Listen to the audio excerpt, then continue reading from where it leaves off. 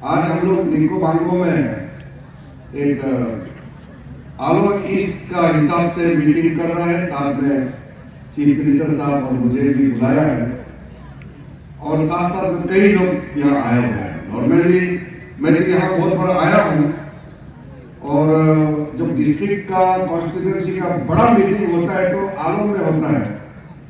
तो मैंने उस दिन केंद्र सिंह साहब को पूछा, आपने यहाँ साइड पे मीटिंग रखा, पब्लिक आएगा क्या? क्योंकि यहाँ तो निको बांगो में ओरिजिनली 3 ही गाँव है, तो लोगों जिले हैं और यहाँ बीडीओ और एई जो हम पिछली बार आए थे, इसके अलावा थोड़ा सा यहाँ आना पड़ता है। तो केंद्र जी ने मुझे बताया कि सर आप चिंता मत कीजिए, आलो से इधर का रास्ता भी बहुत फर्स्ट क्लास हो गया है, सब तुरंत आएगा और मीटिंग भी बहुत अच्छा होगा। तो सचमुच में इतने लोग यहाँ मीटिंग आज निको बांगो में लोगों जिले में इतने बड़े मात्रा में लोग आए हैं, मुझे भी बहुत अच्छा लग रहा है। और मौसम भी अच्छा है। मैं तो बहुत जल्दी उठ गया था आज सुबह, लेकिन आदमी तो हमको नॉर्मली रिक्वेस्ट करता है कि आप एक 2 घंटा का प्रोग्राम है आ जाइए, लेकिन 1-2 घंटा प्रोग्राम होता है, लेकिन आने में तो पूरा 1 दिन लगता है ना। दिल्ली से सुबह 4 बजे उठना पड़ता है, फिर 2-2.5 घंटा का फिर फ्लाइट, फिर हेलीकॉप्टर। तो आज बहुत जल्दी निकला, आज समय में यहाँ पहुँचा और आज वापस भी जाना है सीएम साहब हम लोगों को। मैं बहुत ज़्यादा लंबा तो नहीं कहूँगा क्योंकि कुछ बातें हैं हमारा जो पूर्व के वक्ताओं ने आपको बताया और मेरे दिल में कुछ बातें हैं, वो भी यहाँ के लोकल लीडर्स ने बहुत अच्छी तरह से यहाँ बताया है। हमारी पार्टी के लीडर लोगों ने भी बताया और हमारा कपूर साहब जो यहाँ के सीनियर कांग्रेस लीडर थे, उन्होंने अपने टीम के साथ आज बीजेपी में ज्वाइन किया है, उसका भी मैं स्वागत करना चाहता हूँ। साथ साथ में आज चीफ मिनिस्टर साहब हम दोनों का यहाँ आना ये बहुत खुशी की बात है। सबसे पहले तो जो यहाँ इनॉग्रेशन जो स्कीम इनॉग्रेशन हुआ है, मैं अभी बैठ के थोड़ा सा स्कीम का लिस्ट देखा है। आज जितना भी स्कीम इनॉग्रेशन किया गया है, पहले के समय में इतना स्कीम करने के लिए कम से कम 30-40 साल लगता है। ये तो अभी 4.5 साल में किया है। इतना स्कीम, उसके लिए पैसा का व्यवस्था करना पड़ता है, स्कीम बनाना पड़ता है, फिर इम्प्लीमेंट करके फिर इसके बाद में लास्ट में इनॉग्रेशन होता है। इतना स्कीम आसानी नहीं होता है। हमने देखा है यहाँ सीनियर लीडर जितना भी बैठा आपने देखा हो, 2 साल को पूछिए उस समय एक स्कीम पास करने में कितना समय लगता था उस जमाने में, पैसा नहीं था उस समय। लेकिन आज 4.5 साल के अंदर में इतना स्कीम केंद्र जिले साहब का टेन्योर में है 30 आलो ईस्ट का जो स्कीम हुआ है और 7 साल में जो फाउंडेशन लगाया है, ये फाउंडेशन स्कीम जितना भी आज यहाँ लगाया गया है वो अगले 1 साल 2 साल में सब कंप्लीट हो जाएगा। आप सोचिए कितना बड़ा बदलाव आने वाला है। इसलिए मैं बहुत खुश हूँ जब हम लोग अपना मेहनत से, अपना सरकार के माध्यम से कोई अच्छा चीज होता है तो सबको अच्छा लगता है। आखिर तो हम लोग पब्लिक का सेवा करने के लिए बैठा है। तो आप लोगों को एक चीज मैं जरूर बताना चाहूंगा कि डेवलपमेंट करने का तरीका बदल गया है। तरीका बदल गया है तो हम लोग को भी अपना सोचने का तरीका बदलना पड़ेगा, क्योंकि उस जमाने में बेसिक चीज जो आम चीज है उसको हम लोग मांगता है। अभी भी हम लोग का जो आदत है कि आलो वेस्ट सियांग में तो लगभग हर गांव में रास्ता पहुंच चुका है, इसलिए यहाँ बेसिक चीज से थोड़ा आगे निकलने वाले हैं। अदरवाइज आज भी हम लोग बेसिक मतलब हमको पीने का पानी चाहिए, गाड़ी रास्ता चाहिए, अच्छा गाड़ी रास्ता चाहिए, हमारे यहाँ बिजली चाहिए, इलेक्ट्रिसिटी लाइट, जलाने के लिए, घर में खाना पकाने के लिए चूल्हा चाहिए, यहाँ स्कूल का अच्छा मकान चाहिए, मेडिकल में बेसिक आपको दवाई चाहिए, एम्बुलेंस चाहिए, जो बहुत बेसिक होता है, जिसके लिए मांगने का जरूरत ही नहीं होना चाहिए। उसके लिए अभी हमारे यहाँ में अरुणाचल का पब्लिक मांग करता है। और जब सीएम साहब हम लोग पब्लिक मीटिंग में जाता है तब भी वही बेसिक मांग होता है। जो विकसित समाज है, जो डेवलप हो चुका है, उसके लिए ये जो इश्यू हम लोग अरुणाचल में आज मांगता है, ये 100 साल पहले खत्म हो चुका है। ब्रिटिश लोग जब इंडिया को राज करता था तब ही हाईवे बन चुका था, तब रेलवे बन चुका था, एयरपोर्ट तब बन चुका है। आज मुंबई के एयरपोर्ट, दिल्ली के एयरपोर्ट, पुणे और ठाणे का जो एयरपोर्ट है, रेलवे लाइन है, ये सब अभी नहीं है, वो 100 साल पार हो चुका है। इसलिए मैं कभी कभी सोचता हूं कि हम लोग डेवलपमेंट के क्षेत्र में कितना पीछे है दूसरा को कंपेयर में। बहुत अभी भी हम लोग को काम करना है। तो जो चीज मुझे बाकी जो डेवलप समाज का काम जो हो रहा है वो मुझे करना चाहिए था, लेकिन उससे पहले मुझे बेसिक जो आम चीज है वो करना पड़ रहा है। इसलिए मुझे कभी कभी बहुत दुखी होता है, क्योंकि पहले हुआ नहीं है। आप सोच के देखिए, ये जो आलो में अभी बहुत छाती ठोक के केतोच जी और आप लोग सब ने बताया, ये जो डबल लेन रोड बनाया है आलो में, हमारे ईटानगर में अभी एयरपोर्ट बन गया है, अभी अरुणाचल में रेलवे लाइन बन गया है, पासीघाट में एयरपोर्ट बन गया है, तेजू में एयरपोर्ट बन गया है, आलो में एडवांस लैंडिंग ग्राउंड एयरपोर्ट बन गया है और जीरो में बन गया है। आप सोच के देखिए, आप सोचता भी होगा ये पहले क्यों नहीं बना है। तो ये बेसिक क्वेश्चन है, पहले क्यों नहीं बना। अगर ये पहले बना होता तो आज हम कुछ और काम करना होगा।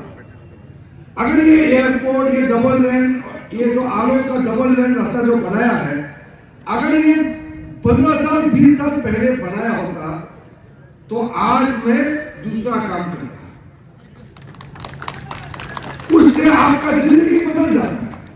लेकिन जो बेसिक काम है, जो बिजली, पानी, रास्ता, खाना पीना, जो बेसिक है जिसको आदमी को जीने के लिए चाहिए, वो काम भी उस समय नहीं हुआ और आज हमको ये काम करना पड़ रहा है। मैं जब एमपी बना, आपको मालूम होगा आलो से आगे, काइन से आगे मोलो एक जगह है, वहां से आगे रास्ता ही नहीं था। मिचू का पैदल जाता था, मनियों पैदल जाता था। इधर में जब ये तकसीम तरफ जाएगा 8-9 दिन पैदल चलता था। गिरिडीह तो तरफ में आप जाके देखिए, गेलिंग तरफ में आपका इनकियों से आगे 2-3 गेलिंग देखिए, सारे के सारे पैदल चलता था। वो तो अभी पिछले 10-12 साल के अंदर में, वो भी जब हम सरकार में आए तब ही सारे के सारे बॉर्डर का रोड बना है। ये पहले क्यों नहीं बना। कभी कभी हम लोग राजनीति में बहुत छोटा मोटा बात में इतना उलझ जाता है कि जो असली चीज है वो हम लोग पहचानता नहीं है। इसलिए मैंने इस बात को जिक्र किया। अब बेसिक काम कर दिया है। अब इस चुनाव के बाद देखिए, हमारा अगले कदम, नेक्स्ट फेज ऑफ डेवलपमेंट जो है वो क्वालिटी ऑफ लाइफ में होगा। नौकरी के लिए, आपका आमदनी के लिए, कमाई के लिए। जब आलो में डबल लेन रास्ता बनाया ही नहीं है तो यहाँ इंडस्ट्री कैसे आएगा, यहाँ सप्लाई कैसे होगा। बेसिक चीज सबसे पहले बिजली, पानी, सड़क होता है, वही नहीं बनाया था उस समय। इसलिए जो बेसिक चीज हम लोग आज पहुंचा दिया, इसके बाद जो अगले कदम जो होगा वो जो है हमारा जिंदगी का क्वालिटी, आपका आराम से जिंदगी कैसे जी सके, उस पर हम लोग शिफ्ट होगा। जो मोदी जी के नेतृत्व में जो हमारा एजेंडा होगा अगले चुनाव का, अगले चुनाव के बाद जो होगा वो आपको समय पर बताया जाएगा। आज मैं आपको हमारे मुख्यमंत्री पेमा खांडू जी और अरुणाचल सरकार के बारे में 2000 बात बताना चाहता हूँ। पहले हमारे जो राज्य सरकार में जितने भी लोग काम करते थे, पहले चीफ मिनिस्टर होते थे, पहले भी एमएलए होते थे, मिनिस्टर भी होते थे पहले, लेकिन जो मैंने आपको बताया वो क्यों नहीं हो पाया। ऐसे नहीं है कि पहले का सीएम लोग काम नहीं करना चाहता है, पहले का मिनिस्टर एमएलए काम करना नहीं चाहता है, ऐसा नहीं है, वो भी काम करना चाहते हैं। पहले जो सीएम थे वो भी अरुणाचल को डेवलप करना चाहते हैं। पहले का जो विधायक थे या जो मिनिस्टर, जो डिपार्टमेंट में कई मंत्री रहे हैं, सब लोग काम करना चाहते हैं, लेकिन क्यों नहीं हो पाया। जब तक पॉलिटिकल लीडरशिप जहां से निर्णय होता है वहां अगर पॉलिटिकल विल नहीं होगा तो जमीन पे आप जितना भी हाथ को मार लो कुछ नहीं होगा। मान लो आप केंद्र जी साहब बोलेगा कि हमको ये करना है वो करना है, अगर पेमा खांडू साहब उसको स्कीम नहीं देगा तो आप केंद्र जी क्या करेगा बताइए। देना पड़ेगा, देने वाला आदमी चाहिए ना।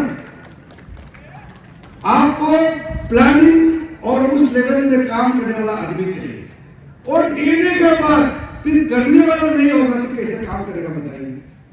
इसलिए local leader, local MLA, local का जो एग्जीक्यूटिव एजेंसी और जो ऊपर में पॉलिसी बना करके ये सारा चीज देने वाला, उसमें तालमेल होना चाहिए। उसमें जब तक तालमेल नहीं होगा तो कुछ नहीं होगा। मैं तो हर मीटिंग में आजकल बोलता हूं, मुझे सुनाई भी देता है, कभी कभी मेरे पास वीडियो आता है कि हम एमएलए बनना चाहता है और हम एमएलए बनते ही मेरा जगह का स्कूल हॉस्पिटल सब ठीक कर देगा बनता है। तो मैं बहुत सोचता हूं और मैं पूछना भी चाहता हूं, तो आप एमएलए बनने से ये कर देगा वो कर देगा बोलते हैं, लेकिन करेगा कैसे बताइए। आप अगर सही पार्टी में नहीं होगा, सही टीम में नहीं होगा तो कैसे करेगा बताइए। टीम चाहिए आपका। सरकार जो पैसा देने वाला, प्रोग्राम करने वाला, आपका सारा आप आइडिया और विजन के साथ जो चलता है वो जब तक नहीं होगा एक आदमी कुछ कर नहीं सकता। मैं तो बहुत फ्रस्ट्रेशन देख चुका हूं, मैं तो फ्रस्ट्रेशन का शिकार भी हूं।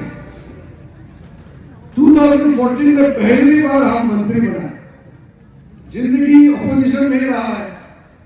2014 में पहली बार जब मिनिस्टर बना नरेंद्र मोदी जी का गवर्नमेंट में, 2014 से लेकर के अरुणाचल के जितना काम किया मुझे तो ABC से लेकर के Z तक मुझे मालूम है। ये जो हम लोगों का जो हाईवे का जो बात करता है, ये हम लोगों ने 2015 में ही सारे का सारा कंपेंसेशन का पैसा से लेकर के पूरा सेंशन 2015 में कर चुका था। क्यों नहीं हो पाया उस समय यहां काम? किस लिए पेंडिंग था? आप लोग कभी सोचता है, पूछता है क्यों नहीं हो पाया? मेरा काम हमने जब कर दिया, फिर मेरे पास आके बोलता है रिजर्व साहब तो रास्ता बना के देता ही नहीं। उतना साल पहले, आज 2023 हो चुका है, 2016 में पेमा खांडू साहब चीफ मिनिस्टर बना है। वो भी आपको मालूम है, पेमा खांडू साहब कांग्रेस में था, तो क्या होता था कांग्रेस में? पेमा खांडू साहब काम करेगा बोलने से क्या काम हो जाएगा क्या? सरकार मजबूत होना पड़ेगा, उसके पास काम करने की क्षमता चाहिए। वो फ्रस्ट्रेशन में बैठा हुआ था पेमा खांडू साहब। बाद में वो खुद लीड करके जब मुख्यमंत्री बना है, सारा काम अरुणाचल का तेजी से आगे बढ़ने लगा। पहले इतना साल से पेंडिंग था। क्यों पेंडिंग था? 2016 के बाद ये जो हाईवे के लिए हम लोग नितिन गडकरी साहब को जीरो में लेके आया, सीएम साहब हम दोनों थे, पूरा बर्बाद होकर रखा था। एक कॉन्ट्रैक्टर को पोतिन से लेकर के पांगिंग तक एक कॉन्ट्रैक्टर को सारा काम दिया हुआ था। स्टेट गवर्नमेंट से कोई जमीन का क्लियरेंस नहीं, कोई व्यवस्था नहीं, मेजरमेंट तक नहीं किया। इलीगली एक कंपनी को, कोई साउथ इंडिया से कंपनी आया, कितना 1000 करोड़ था काम नहीं दिया। एक इंच जमीन पे नहीं हुआ, कैसे होगा काम? लैंड एक्विजिशन नहीं हुआ, जमीन मालिक से परमिशन लेना पड़ता है। यहाँ अरुणाचल में ट्राइबल एरिया में तो और भी बहुत कठिन होता है। तो हम लोग उसको 9 प्रोजेक्ट में डिवाइड किया, फिर कोई कॉन्ट्रैक्टर नहीं आया। कॉन्ट्रैक्टर लोग तो डर गया कि अरुणाचल में जाएगा, काम फंस जाता है, पैसा फंसेगा बोलिए। फिर इसी प्रोजेक्ट को 9 प्रोजेक्ट में डिवाइड किया, जो हिंदुस्तान में कहीं नहीं होता है। फर्स्ट टाइम अरुणाचल में हम लोग किया कि एक ही प्रोजेक्ट को 9 भाग करके आज ये रास्ता देखने को मिला है। हमारा स्टेट का जो लीडरशिप है, चीफ मिनिस्टर और लोकल एमएलए अगर एक्टिव नहीं होगा, नरेंद्र मोदी जी जितना भी स्कीम दे देगा यह इम्प्लीमेंटेशन नहीं हो पाएगा। इसलिए ये कम्युनिकेशन का बात होता है।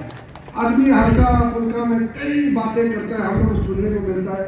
अभी हमारे एमएलए साहब ने जो बताया है स्टेडियम के बारे में, एक स्टेडियम है, ये स्टेडियम पासीघाट का स्टेडियम, जीरो का स्टेडियम, दापोरिजो का, आलो का स्टेडियम, एक दिन एक कागज में साइन करके सेलेक्शन किया है। सबका सब हो गया, आलू का क्यों नहीं हुआ? तो उसमें जाना चाहिए। आराम से कोई मुझे बोल देता है कि किरण रिजिजू जो स्पोर्ट्स मिनिस्टर है, आलू का स्टेडियम भी नहीं बना पाता।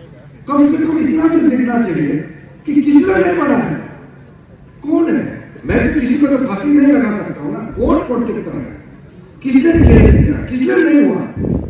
ये सिंपल चीज है, इसलिए ऐसे हवा में बात करने से नहीं होता है। मुझे तो मालूम नहीं है कि मेरा खिलाफ ने बोला है, बाद में आलो से हमारा पार्टी के लोगों ने वीडियो देखा है, बोला कि आलो ने बोला है कि किरण रिजिजू तो इंडिया का स्पोर्ट्स मिनिस्टर हो गया, आलो का एक स्टेडियम भी नहीं बना सकता। तो ये सब जो है, अगर कोई नहीं जानने वाला बोलता है तो उसको समझाना है, लेकिन कोई जानकारी आदमी जबरदस्ती बोलेगा उसको क्या कर सकता है? सबको मालूम है स्टेट गवर्नमेंट का प्रोजेक्ट है, काम चल रहा है, केस पेंडिंग है, कॉन्ट्रैक्टर का प्रॉब्लम है।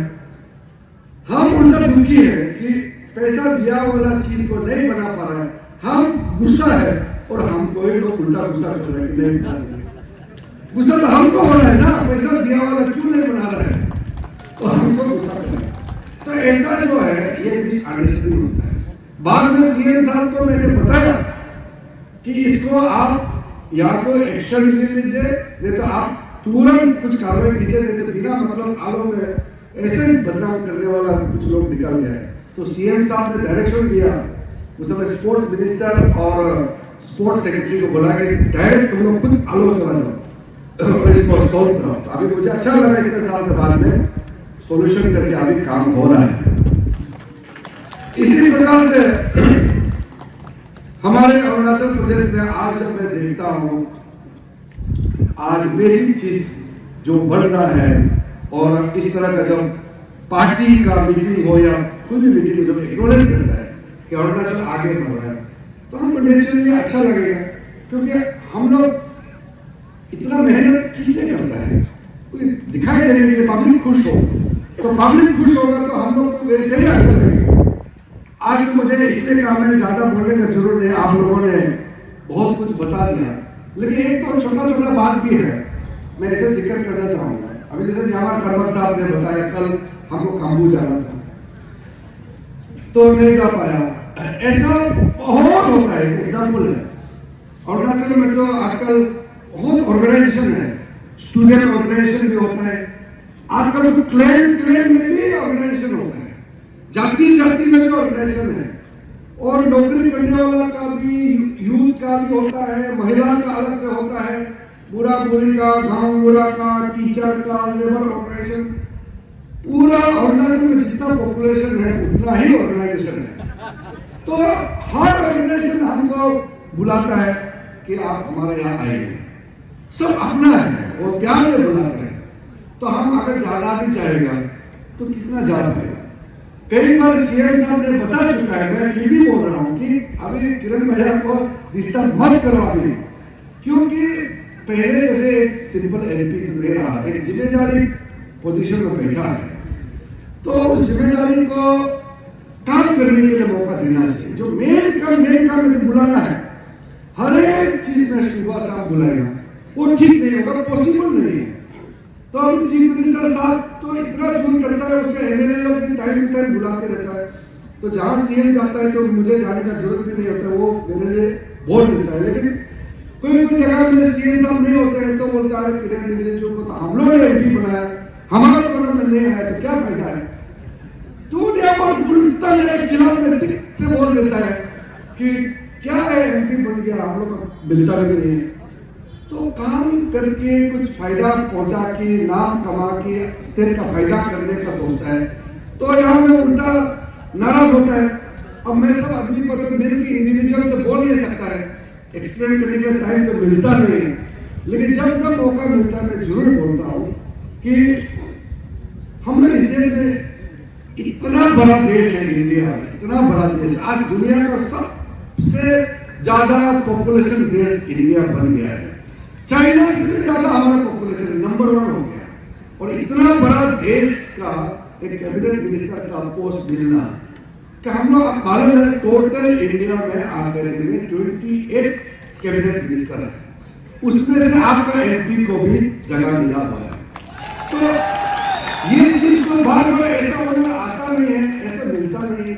आप लोग सोच के देखिए, क्या हमसे पहले जो एमपी था वो क्या पढ़ा लिखा नहीं था, क्या वो सब पढ़ा लिखा लोग थे, लेकिन फर्स्ट टाइम आपका एमपी को इस देश का कैबिनेट मिनिस्टर बना के देश चलाने का मौका मिला।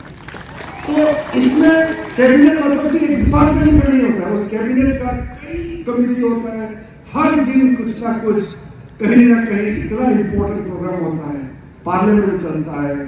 जैसे कल हम पूरा फॉरेन से डेलीगेशन आता है, प्राइम मिनिस्टर का ड्यूटी लगाता है, फिर पार्टी का इलेक्शन कैंपेन करना पड़ता है, बहुत सारा चीज होता है। और हमारा अरुणाचल इतना आसान स्टेट नहीं है। दूसरा एक सिटी एक जो है लोकसभा होता है, एक लोकसभा में वहाँ 20-25 लाख 30 लाख पॉपुलेशन होता है, हमारा तो डिस्ट्रिक्ट ही इतना ज्यादा है। अगर हम वेस्ट सियांग में जाने से भी कपोल वाला बोलेगा वेस्ट सियांग में जाके तो ठीक है, लेकिन हमारा यहाँ पे आना है, फिर हम कपोल जो जाएगा अपर सुबनसिरी तो इस खाने वाला सोचेगा कि हमारे यहाँ पे आना है। जैसे गुरुकुम है, करा दादी है, वेस्ट कामिंग है, तवांग है, पापुम पारे है, हमारे यहाँ में लेपारा था, लोअर सियांग, अभी तो सीओ भी बन गया, इतना डिस्ट्रिक्ट है अरुणाचल में। फिर ईस्टर्न में जाके लोंगडिंग से लेकर तिराप चांगलांग तक कितना डिस्ट्रिक्ट है। तो हम लोग का कम पॉपुलेशन में एक डिस्ट्रिक्ट होता है। अभी गालोवाल समाज के अंदर में जब सीएम साहब हम दोनों जब टेक ओवर किया तो पूरा एक ही डिस्ट्रिक्ट है वेस्ट सियांग। आज तो सीएम साहब यहाँ मौजूद है, आप सोच के देखिए, अब गालोवाल समाज के अंदर में वेस्ट सियांग में ही अब लोअर सियांग बन गया, लेपारादा बन गया, वेस्ट सियांग अलग से तीनों एमएलए आज यहाँ बैठा है। एडमिनिस्ट्रेटिव के लिए कितना कन्वीनियंस हो गया। उधर का सियांग अलग से दे दिया, उनको एरिया ये पेसिंग जमलो मगुक, आज मुझे बताया कुछ कोनो पार्टी पेसिंग जमलो मगुक साइड से यहाँ आया है। फिर आगे ऊपर में सीओ की मेचुका मणिगांव अलग बना है। आज का दिन में एडमिनिस्ट्रेटिव कन्वीनियंस के लिए सबको जगह मिला है। और ये सिर्फ डिस्ट्रिक्ट अनाउंस करने आसान से अनाउंस किया हुआ नहीं, डिस्ट्रिक्ट बनाने के साथ साथ खर्चा भी उतना ही होता है क्योंकि हर डिस्ट्रिक्ट के लिए खर्चा देना पड़ता है। इसलिए आज वेस्ट सियांग का जो ओरिजिनल जो अनडिवाइडेड वेस्ट सियांग का हेडक्वार्टर आलो में जो आया है, यह अरुणाचल का ओरिजिनल 5 डिस्ट्रिक्ट हेडक्वार्टर में से एक आलो है। तो ये आलो को एक प्लानिंग के साथ बहुत सुंदर इसका विकास होना बहुत जरूरी है। अभी हमारा जितना भी केतोजी साहब ने बताया और बाकी लोगों ने बताया, 2 यादव साहब ने बताया है, अभी हम लोग प्लान करेंगे चीफ मिनिस्टर साहब के साथ बैठ करेंगे, क्योंकि आगे जो डिस्ट्रिक्ट का बाकी जाने का रास्ता भी आलो से है। आलो का हाईवे नहीं बनने की वजह से बाकी पेंडिंग था, आगे रास्ता कुछ भी नहीं रुकेगा अभी, क्योंकि जब तक रास्ता नहीं होता है तब तक कुछ होता नहीं।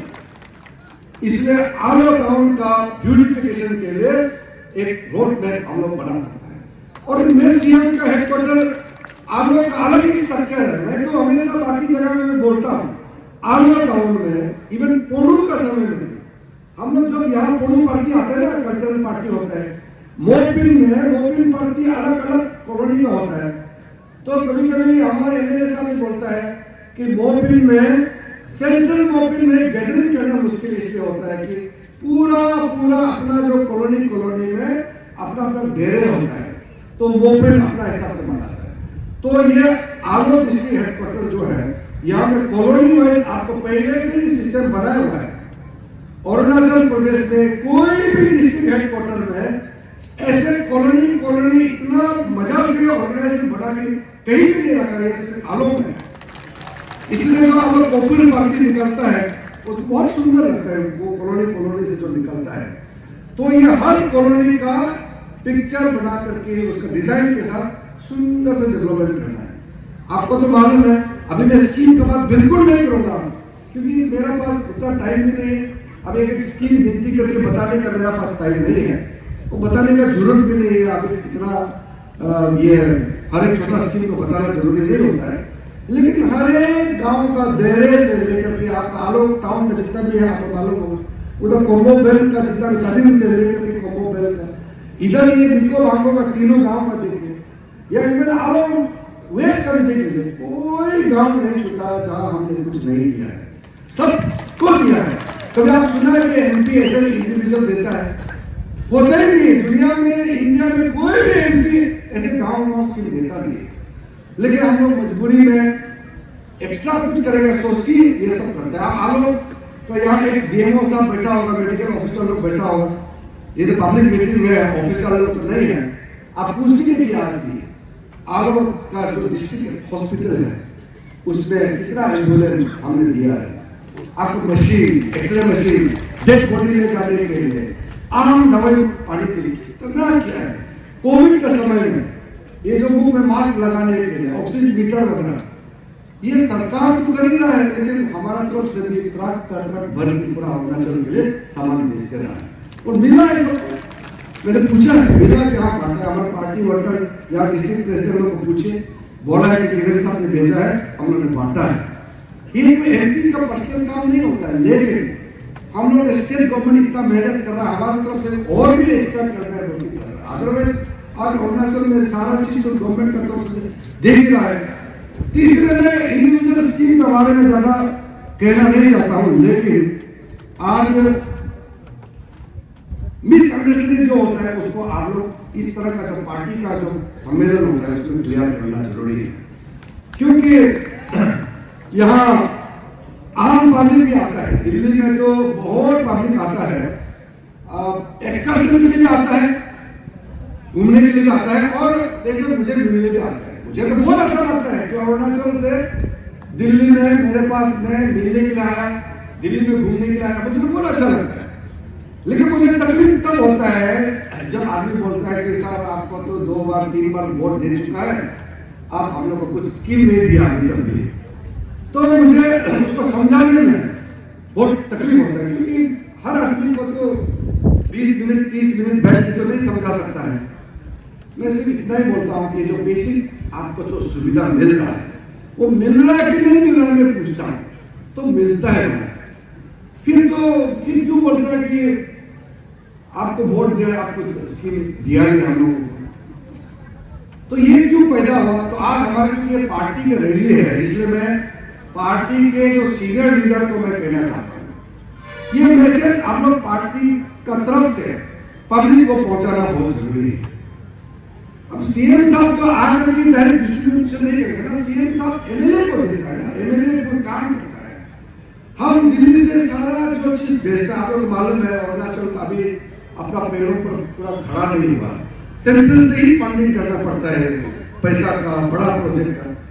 तो ये जो प्रोजेक्ट सेंक्शन करने में इतना तकलीफ होता है, लेकिन बाद में जाकर यहाँ टेंडर होता है तो कॉन्ट्रैक्टर और वो ऑफिसर वो मिल जाता है, तो कॉन्ट्रैक्टर बोलता है ये काम हमने किया है और वो धन्यवाद देता है ऑफिसर को, वो सोचता है कि ऑफिसर ने उसको टेंडर में काम दिया है।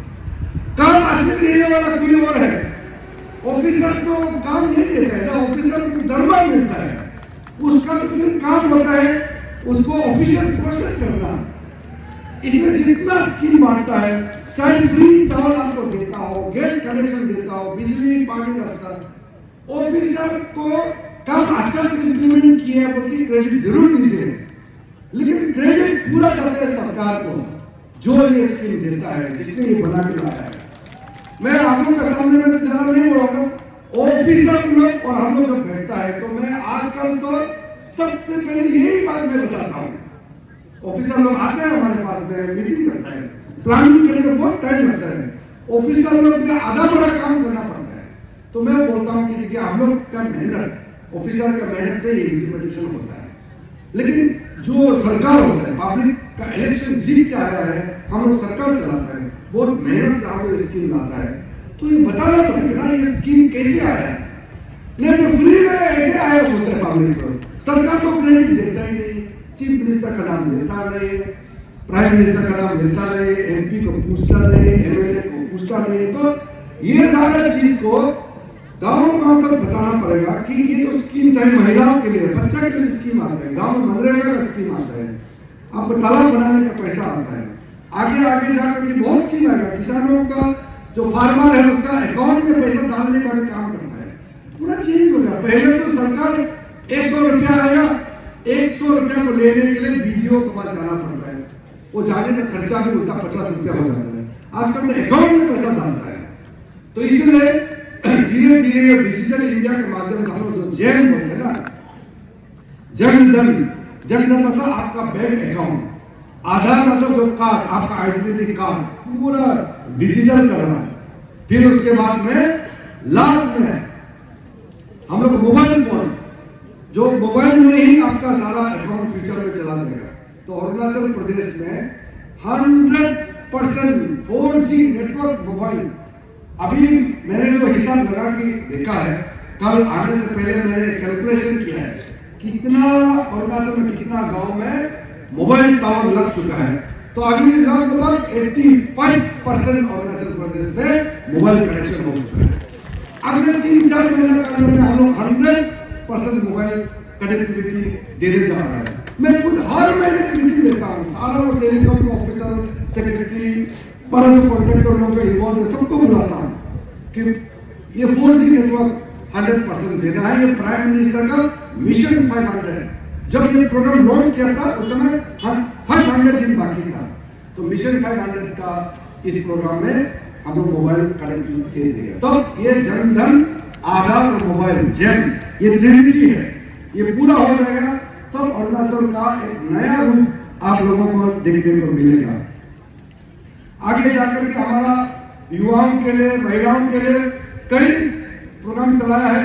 आज हमारा बहन जेपीएम मैडम ने बताया है कि लास्ट पार्लियामेंट इलेक्शन में हम लोगों ने बहुत बड़ा कदम उठाया। बोलता तो सब पार्टी बोलता है, कोई हिम्मत नहीं करने का, ये हिम्मत सिर्फ मोदी जी में है। 33% महिलाओं को हम लोग ने असेंबली और पार्लियामेंट में रिजर्वेशन देने का बिल पास करके कानून बना दिया है।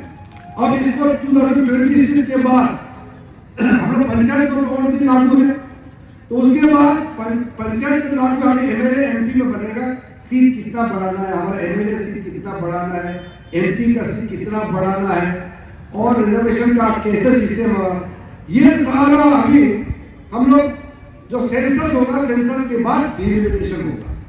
सेंसस इसलिए अभी नहीं हुआ क्योंकि 2021 में सेंसस होना चाहिए था, जो 21-22 में कोविड आने की वजह से सेंसस नहीं कर पाया, तो आगे सेंसस होगा और 2026 में हम लोग का सारा प्रक्रिया हो जाएगा। तो उसके बाद ये सारा रिजर्वेशन का काम शुरू हो जाएगा।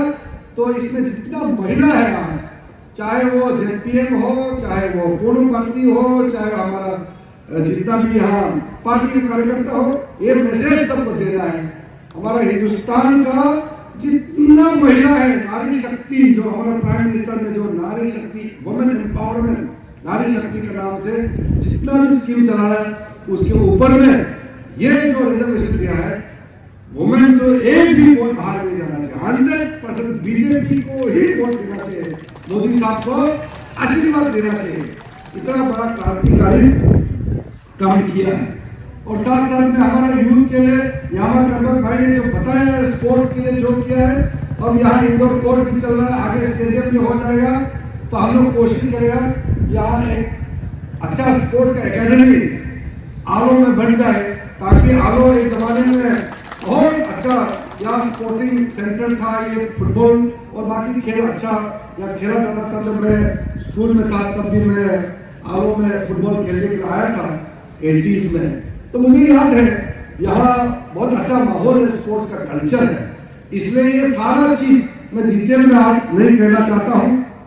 साथ साथ में जो मुझे रिक्वेस्ट किया गया है ये योंगो रिवर का जो प्रोटेक्शन है या काबू से लेकर के आलो टाउन तक का और बाद में फिर आगे नीचे भी जाएगा, वो आप सबको मालूम है। पहले हम लोग का एक वाटर रिवर प्रोटेक्शन का एक स्कीम हुआ करता था, 1-2 स्कीम मिलता था। बाद में ये स्कीम को बंद करके राजस्थान ने कहा कि स्टेट में हम लोग पैसा दे देगा, आप लोग जितना कर सकते हैं करो। लेकिन हमारा अरुणाचल में इतना पैसा नहीं था, तो मुझे रिक्वेस्ट किया, तो ये स्कीम बंद हो चुका है। बंद होने के बावजूद भी ये स्कीम को प्लेस किया हुआ है, अभी लगभग 3-4 साल हो गया।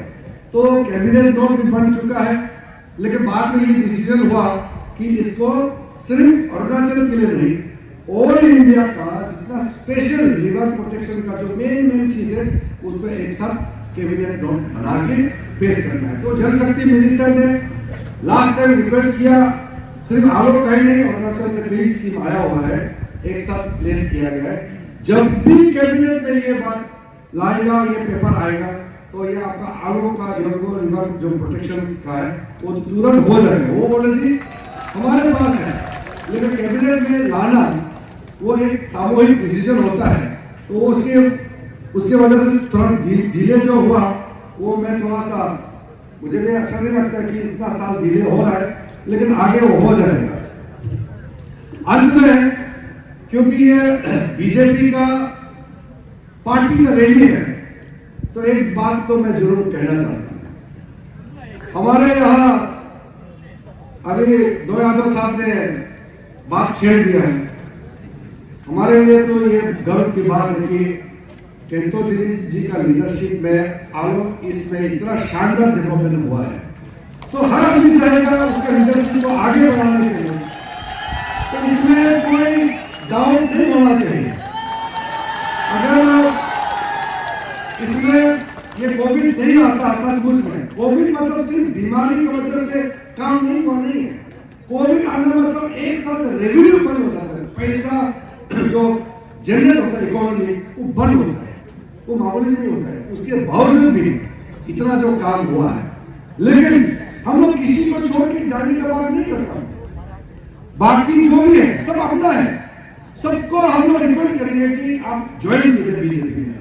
और केंद्र जिले हमारा जो सिटिंग एमएलए है उसको दोबारा मौका देना है, आप लोग ने रिक्वेस्ट किया है। तो चीफ मिनिस्टर साहब, हम दोनों तो अभी क्योंकि सेंट्रल में आप लोगों ने मुझे भेजा है और हमारा स्टेट का कैप्टन मुख्यमंत्री जी है, आज हम दोनों साथ में आए हैं, तो जरूर इतने लोग आकर के जब कुछ चीज डिमांड करता है, लोग खुश हैं, तो हम लोग उसको और भी आगे बढ़ाएंगे। उसको हम लोग कोई आप लोगों को दुखी नहीं पहुंचेगा, क्योंकि हमारा मकसद एरिया का डेवलपमेंट है। और बीजेपी आने के बाद जो अरुणाचल में नया डेवलपमेंट का एक सिलसिला शुरू हुआ है, हम चाहते हैं कि ये चलते रहना चाहिए। पॉलिटिक्स में तो कोई भी आदमी इलेक्शन लड़ सकता है, हर पॉलिटिकल पार्टी का अपना एक राइट होता है, लेकिन कुछ चीज ऐसा होता है जिसको हम लोग कॉम्प्रोमाइज नहीं कर सकते। आप ये आदमी सबको पूछिए, यहाँ में जितना भी सीनियर कांग्रेस लीडर होगा, पहले तो कांग्रेस को देख चुका है, उसको पूछिए, हम सब खुद बोलेगा, वो खुद कांग्रेस में मिनिस्टर रहा है, वो बताएगा कितना तकलीफ था कांग्रेस में। एक स्कीम लाने के लिए दिल्ली में घूस देकर स्कीम लाना पड़ता, दिल्ली में कमीशन देकर घूस देकर स्कीम सेंक्शन करना पड़ता। यहाँ जितना ऑफिसर है अरुणाचल प्रदेश से पूछिए, पैसा डोनेशन करता था, फ्यूचर कॉन्ट्रैक्टर से डोनेशन लेता था कि दिल्ली में पैसा देना पड़ता है ये स्कीम लाने के लिए। कितना तरफ तरफ के हम लोगों को दिल्ली से पैसा लाने में मशक्कत करना पड़ता था, ऊपर से गाली खाता। हम तो मालूम है एमपी बनाता, हम लोग आदमी नहीं समझता था कि कहां से जोगी लोग आ गए होंगे, क्या हालत था हम लोगों का। लेकिन हम लोगों ने मेहनत किया है। आज पार्लियामेंट में कोई बोल सकता है कि अरुणाचल अरुणाचल को नहीं जानता है, सब जानता है। आज आपका एमपी को, अरुणाचल का प्रदेश का एमपी को कैबिनेट में दर्जा दिया है। मोदी जी को तो हम लोग कितना भी धन्यवाद देना है कम होगा, क्योंकि इतना इज्जत अरुणाचल प्रदेश को दिया है। प्राइम मिनिस्टर, चीफ मिनिस्टर साहब लोग से हर महीना, 2 महीना, 3 महीना रिव्यू लेता ही लेता है। और प्राइम मिनिस्टर साहब मुझे भी बोलता है कि आपका अरुणाचल का चीफ मिनिस्टर बहुत यंग भी है और बहुत अच्छा काम कर रहा है। वो फुल कॉन्फिडेंस के साथ है। पेमा खांडू जी को आज इंडिया में one of the most progressive chief minister के रूप में देखा जाता है। ठीक है, कोई गड़बड़ नहीं है, कोई गंडाबाजी झगड़ा, कोई इनफिल नहीं है, सबको साथ लेके चलने का काम कर रहा है। जैसे देश में नरेंद्र मोदी जी लेके देश को आगे चल रहा है, वैसे पेमा खांडू जी अरुणाचल प्रदेश को लेके आगे चल रहा है। ऐसा समय में यहाँ में कुछ छोटा मोटा जो घटना होता है, ये मुझे अच्छा नहीं लगता है। कभी कोई पेपर लीक, जो हमारा यहाँ एपीसीएस Arunachal Pradesh public service commission में पेपर लीक हुआ है, तो हम लोगों को कितना दुखी हुआ है। ये इसलिए पब्लिक सर्विस कमीशन बनाया कि ये मिनिस्टर एमएलए गवर्नमेंट चलाएगा तो ठीक नहीं है। एमएलए मिनिस्टर का काम नौकरी देना नहीं है, नौकरी क्रिएट करना है। कैसा अपॉइंट करना है ये कमीशन तय करेगा, इंडिपेंडेंट। और जिसको इंडिपेंडेंट कमीशन बनाया वही से पेपर लीक हो रहा है और गाली खाना पड़ता है चीफ मिनिस्टर और हम लोग बिना मतलब का। हम लोगों ने एक टुकड़ा का चोरी नहीं किया, दिल लगा के दिन रात काम करता है। कोई और चोरी करता है, कोई ऑफिस में घबरा कर देता है, हम लोग बात सुनना पड़ता है। इसलिए मैं आज इस मन से कहता हूँ, गवर्नमेंट ऑफिसर्स और जो कॉन्ट्रैक्टर्स हैं, आप लोगों को जितना भी जो स्कीम देता है हम लोग देता है, आप बहुत साफ से क्लीन तरीके से काम कीजिए। ऑफिस में करप्शन मत कीजिए। हमारा कोई गलती नहीं है, लेकिन बिना मतलब हम लोगों के खिलाफ बात सुनना पड़ता है। ईटानगर में हम तो जब से आया है, मुझे यही सवाल पूछता है मीडिया वाला भी, सर वो पेपर लीक का पब्लिक सर्विस कमीशन का क्या होगा? उसका इंक्वायरी चल रहा है, सब कुछ, कितना लोग अरेस्ट भी हो गया, जेल भी डाल दिया। उसको करेक्शन करने के लिए चीफ मिनिस्टर ने अपना तरफ से पूरा मदद करके रीप्रोसीड्यूर भी करा दिया। सरकार उसमें डायरेक्ट इंटरफेयर नहीं कर सकते, चाहे कमीशन का काम हो चाहे इंक्वायरी का काम हो, वो इंडिपेंडेंट होता है। फिर हमको जब भी आता है इतना बड़ा बड़ा काम हो रहा है, लेकिन वही एक स्कैम हुआ है उसके बारे में कुछ नहीं रहता, तो मुझे अच्छा नहीं लगता है। गुस्सा तो हमको ज्यादा होना चाहिए कि हम लोगों ने जो कमीशन बनाया, जो डिपार्टमेंट बनाया, वहां में घपलेबाजी हो रहा है। इसलिए हमारा डिपार्टमेंट में जितने भी लोग हैं, जितना भी खास करके जो ऑफिसर कंसर्न और कॉन्ट्रैक्टर, आप पब्लिक का पैसा को अच्छा से इस्तेमाल कीजिए, क्योंकि पेमा खांडू सरकार ने बहुत कड़ा फैसला लेते हुए कई लोगों के खिलाफ एक्शन भी लिया है। बहुत सारा लोगों को जेल भी डाला, आपको तो मालूम है। इसलिए सरकार बहुत सख्त से काम करेगा। सेंट्रल गवर्नमेंट में मोदी जी का लीडरशिप में बहुत स्ट्रिक्ट काम चल रहा है। आपने देखा नहीं होगा, हम लोग का 10 साल पूरा होने वाला है, एक भी सेंट्रल मिनिस्टर का कोई करप्शन आपने सुना नहीं होगा। आज के जमाने में तो मोबाइल फोन है, कैमरा है, जो भी टेक कर सकता है। कांग्रेस के जमाने में जब ये सब मोबाइल फोन कुछ भी नहीं था, हर दिन कोई ना कोई मिनिस्टर जो है चोरी करते हुए पकड़ा गया था। डेली न्यूज़पेपर जब भी खोलेगा, ये डिपार्टमेंट में इतना चोरी हो गया, ये मिनिस्टर का पीए इतना पैसा खा गया, ये मिनिस्टर ने इतना स्कीम का पैसा लेकर के स्कीम दिया है। ये सुनते सुनते हम थक गया था। नरेंद्र मोदी जी जब से प्राइम मिनिस्टर बना है, आज तक एक भी मिनिस्टर ऑफिस का कोई भी करप्शन के सामने में नहीं आया। अफसोस के देखिए कितना साफ तरीके से हम लोग सरकार चल रहा है। तो ऐसा पार्टी का मेंबर होना गर्व की बात है। बीजेपी में आज जितने भी लोग आए हैं, सबको मालूम है कि देश और दुनिया में इंडिया का कितना नाम हो रहा है। तो ये सब मुझे और ज्यादा बताने की जरूरत नहीं है। मैं फिर से आपको कहता हूं कि मोदी जी के नेतृत्व में मुझे तो काम करके आगे देश का सेवा करने का तो मौका मिल ही रहा है, लेकिन हमारे वेस्ट सियांग में 3 एमएलए सीट है, तीनों का तीनों यहाँ केंटो चिली जी है, उधर में बागरा साहब यहाँ बैठा हुआ है, उधर में हमारा यामर भाई बैठा हुआ है। तीनों जगह में हमको मालूम है काम काज आज जैसे यहाँ चल रहा है, बाकी जगह में भी काम चल रहा है। आज क्योंकि हम आलो ईस्ट में आया है, इसलिए आलो ईस्ट के बारे में मैं आपको जरूर बताना चाहूंगा कि केंटो चिली को और जितना ये 5 साल अभी होने वाला है, जितना मदद मिला है, उन्होंने जितना काम करके दिखाया है, उससे डबल काम अगले बार करने के लिए पूरा सपोर्ट देंगे। फिर से आप सबको बहुत बहुत धन्यवाद देना चाहता हूँ। बहुत शानदार कार्यक्रम करके आप लोगों ने दिखा दिया कि बहुत मजबूत है यहाँ भारतीय जनता पार्टी। बहुत बहुत धन्यवाद। जय हिंद।